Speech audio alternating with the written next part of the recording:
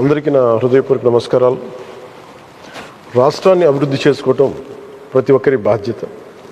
విద్యావంతులు, విజ్ఞులు, మేధావులు, పట్టభద్రులైన వారందరూ మన ఆంధ్రప్రదేశ్ రాష్ట్ర పునర్నిర్మాణ యజ్ఞంలో భాగస్వాములు కావాలి.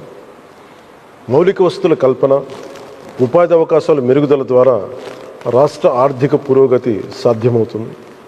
సంక్షేమ కార్యక్రమాలను మరింత మెరుగైన రీతిలో ముందుకు తీసుకెళ్లగలం.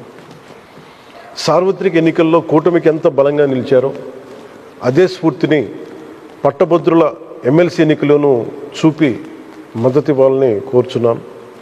ఈ నెల 27వ తేదీన జరిగే ఎమ్మెల్సీ ఎన్నికల్లో ఉమ్మడి తూర్పుగోదావరి, ఉమ్మడి పశ్చిమ గోదావరి జిల్లాల నుంచి కూటమి అభ్యర్థిగా శ్రీ పేరాబత్తుల రాజశేఖరం గారు పోటీ చేస్తున్నారు. వారికి మొదటి ప్రాధాన్యం ఓటు వేసి గెలిపించవలసిందిగా విజ్ఞప్తి చేస్తున్నారు.